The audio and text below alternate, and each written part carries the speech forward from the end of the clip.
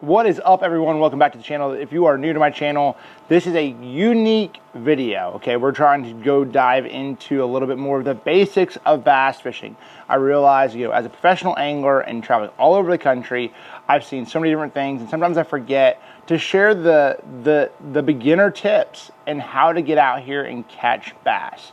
And so I'm going to dive into a unique tip every time we do one of these videos, or a unique technique.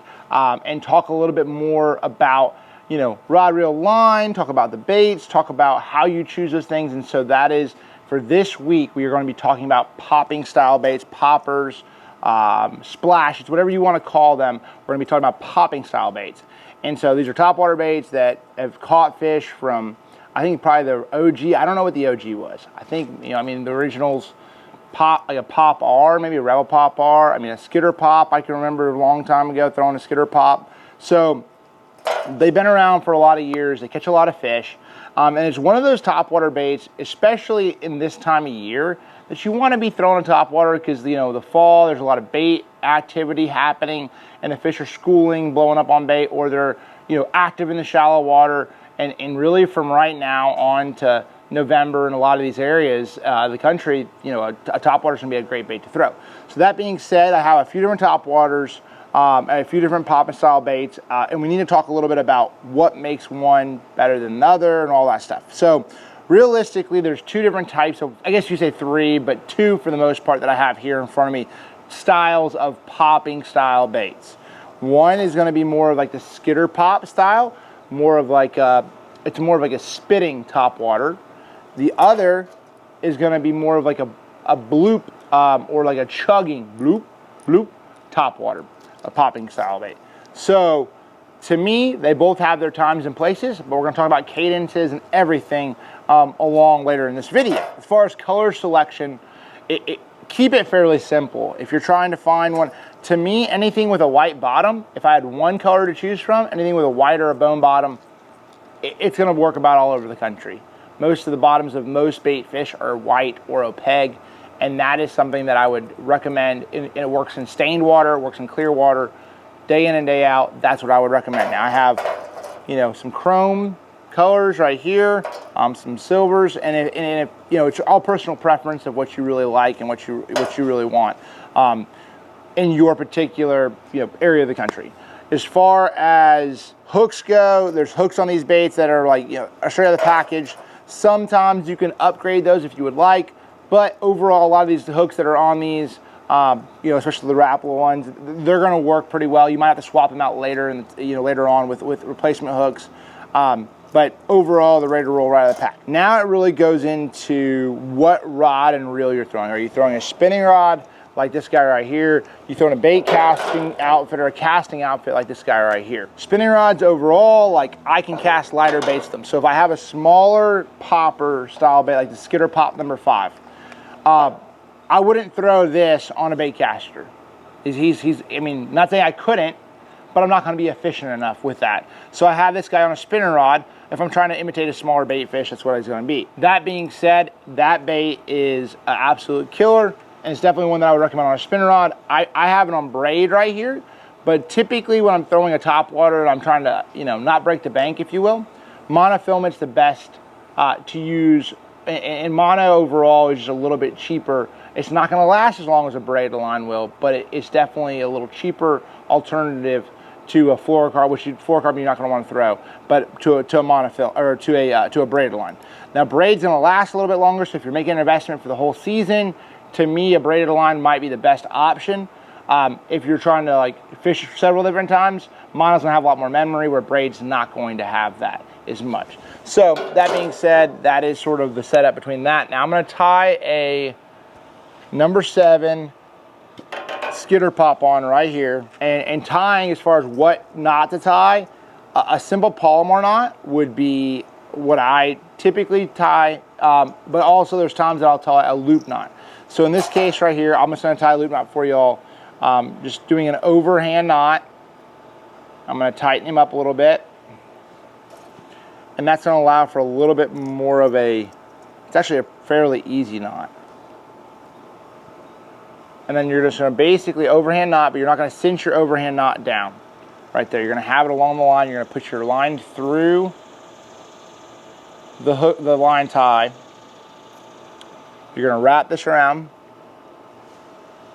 1, 2, 3, around your main line. Then you're gonna go ahead, tighten him up. The good thing if you're using braided line is he's not gonna cinch down and stay there. You can actually cinch him down a little bit further, exactly how much loop.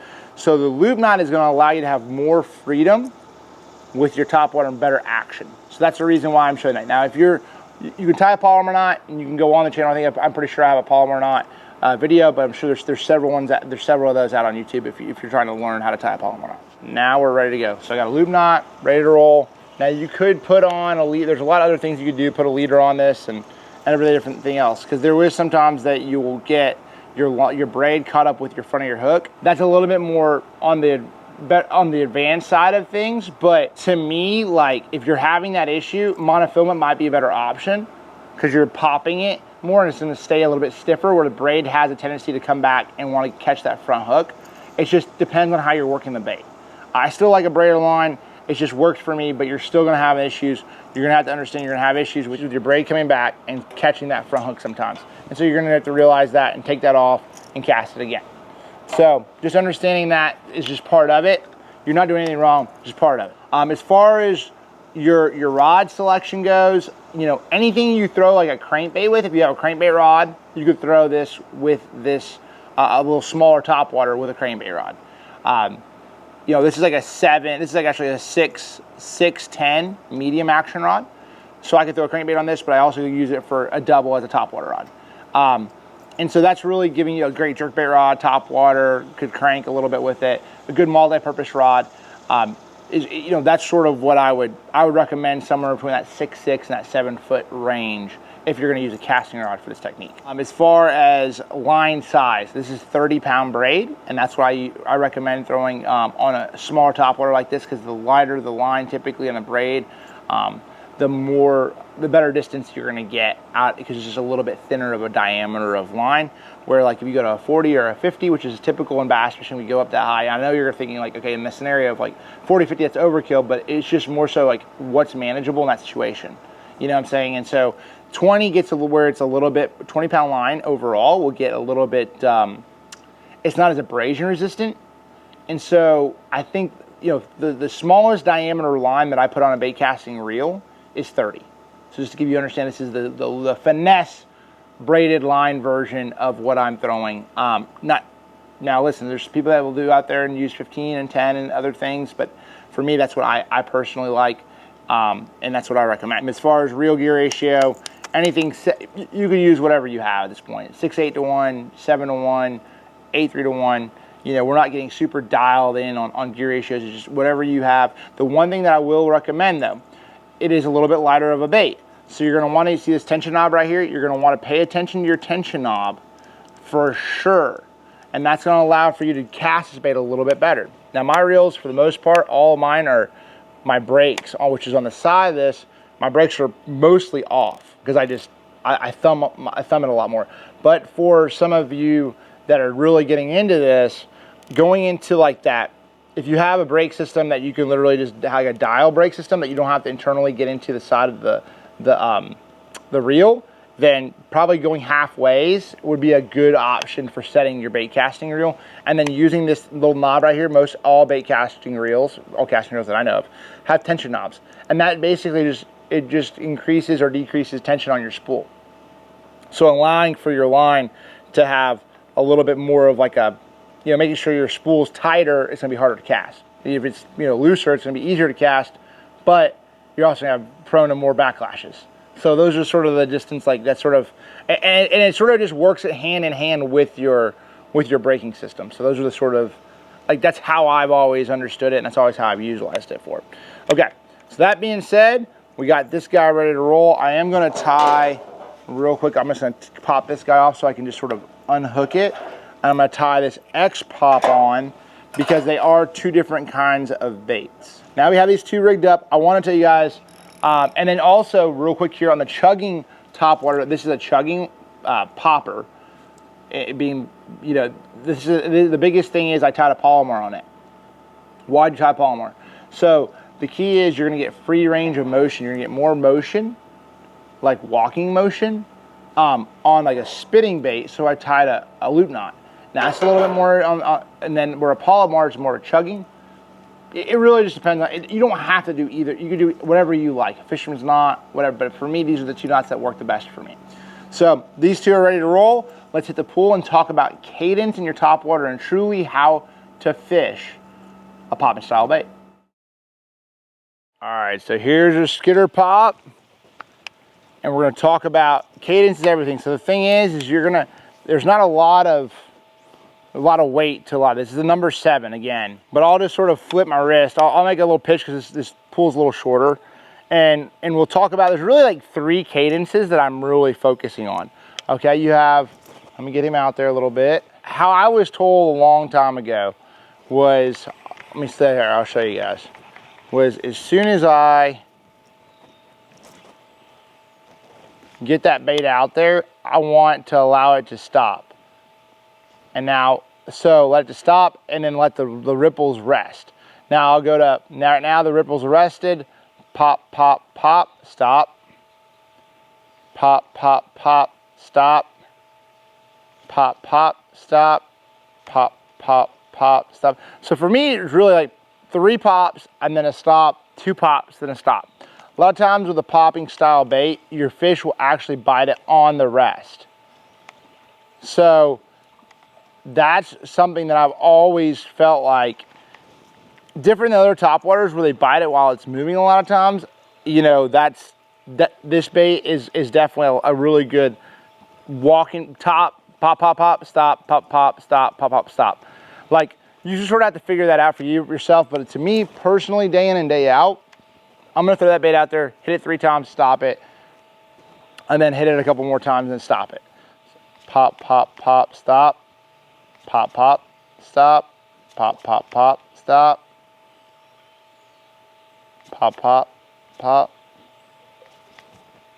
Okay, so now that is the number 1 technique that as far as top waters, pop and top waters go, that I've seen and it works for me. Now, jumping into something that I actually do quite a bit as well when I'm covering water, especially when they're on smaller bait, I'm gonna cast this out there and I'm gonna keep it going. And I'll show you what I'm talking about right here. So I'll pitch that bait out there. And then I'm just gonna keep snap, snap, snap, snap, snap, snap, snap, snap, snap, pop, pop, pop, pop, pop, pop, pop, pop, pop, pop, pop, pop, pop, pop. You're not gonna be able to do this with a spinning or with a chugging top water. See right there, I had that line just got wrapped around there right there. As easy as you are like a spitting top water, spitting popper. So I'm gonna do that again one more time, maybe top side of him. Pop, pop, pop, pop, pop, pop, pop, pop, pop, pop, pop.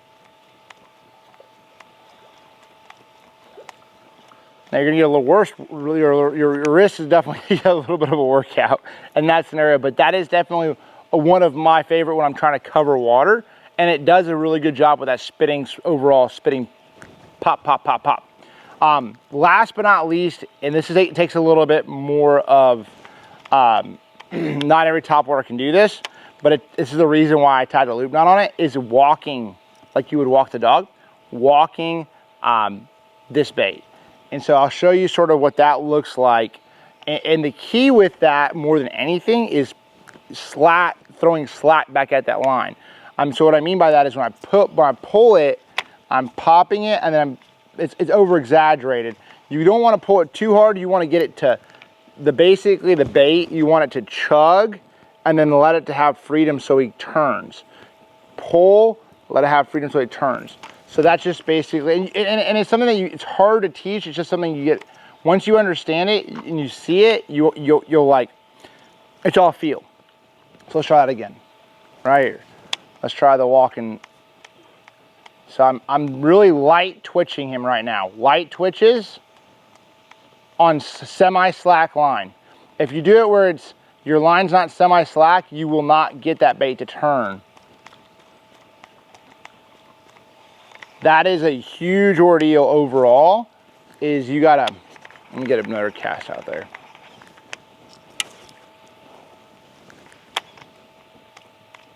So you'll see as I sort of, I am hitting it pretty hard, but it's just it's a very much so a light twitch, but I've slack in my line while I'm twitching this bait. And that's really the key. So I have slack in my line while I'm twitching it and allowing the rod to sort of do the work, and that's making it turn left and right. But that's really for like this type of bait. That's really the 3 cadences that I would recommend. Walking directly, popping, or a pop, stop, and figuring that out. Now, I mean, there's people that'll literally throw it out there, let the ripple sit, and pop, let it sit. Pop, let it sit. That works too, but it's just not, I'm more of like, I gotta cover water and I gotta get bites, and so typically that is not me. So that is the spitting topwater, the spitting poppers, and the spitting like skitter pop. I'm gonna talk about the chugging topwaters real quick here. A lot of the same overall cadences, but just a little bit different. Right here I have the X-Wrap pop. Has a bigger mouth, has more of that chugging mouth. It's not open-faced as much.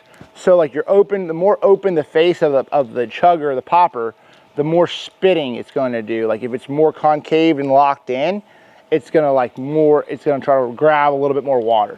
So that's what I'm doing right here. So we're gonna go ahead and pitch this guy out here and see if we can, this is really just to show you this, even the sound, and I don't know if you'll be able to hear the sound, but you'll see the bait already, it pop,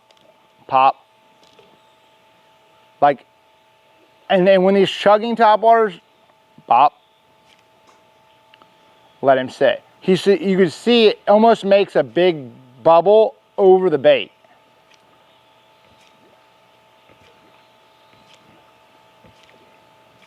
All right, I'm gonna do that again. We gave you a bottom look of it. Let me give you a top look of him. So watch. You can sort of see, because that bait, that mouth has a little bit more of a concaved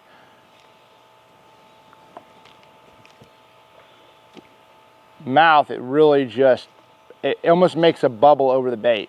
So it disrupts the water a lot more, and it makes more of that bloop, bloop, bloop, bloop, bloop, bloop, where the other one does not have, the skitter pop doesn't really have that bloop, bloop, bloop, bloop, like is deep of a sound. That is, so when I pick up an X-Wrap pop, this to me is more of a bait that I'm going to chug, let it sit. Chug, chug, let it sit. Chug, let it sit. Chug, chug, let it sit. I'm not going to work this bait as fast. See, it wants to dive a little bit more. Most of those baits want to do that. It's going to want to dive a little bit more because of the bait and the mouth of the bait. So, let's try again. Chug. Pop, pop. Chug, chug. Stop. You're going to want to make sure you give it enough slack to get back up to where it needs to be at. Okay, so that's simply the cadence. It's super simple, but it's something that you need to think about, you know, just the difference between the two. Last thing I'm going to say is topwater fishing can be some of the most fun fishing there is. And to me, you have to sort of get the hookup ratio is the one thing that it's tough, because if one blows up on it, you're wanting to set the hook a little bit fast. So say, what I try to do is like 1, 2, 1 blows up, poosh, 1 Mississippi. I count to 1 Mississippi after the fish eats it. 1 Mississippi, pull. You're not, with treble hooks, you're not wanting to set the hook like you would see on a worm or something like that. That's not the move. You really want the rod, because you have a little bit lighter of an action rod, you want the rod to load up and pull, and then that to lock up and really secure that hook into that fish's mouth. I'll show you again. Same bait caster, pop, pop, pop, pop, pop, pop, blows up, poosh, I pull. It's a follow through. You're just allowing, especially with braided line and a softer rod, you got to be really careful about pulling the bait out of the fish's mouth. So giving it a 1, poosh, 1 Mississippi, pull, that's going to help you catch more fish. So hopefully you guys enjoyed this video. There is some tips in here for obviously the very beginners, and some tips maybe if you might be a seasoned tournament guy, and there's something in here as well. But I wanted to do these videos to ultimately give back to the anglers out there that are just starting, just getting into the high school anglers that might just be fishing their first tournament. Really just giving you a library of videos that you could look through and say, like, this is the way that I work the baits, and this is what rod setups I use, and so on and so forth. So when you go out there on the water, maybe it takes away a little bit of that guesswork that you have to figure out on your own body of water. So good luck. Hopefully these tips help you out, and hopefully see you guys on the water.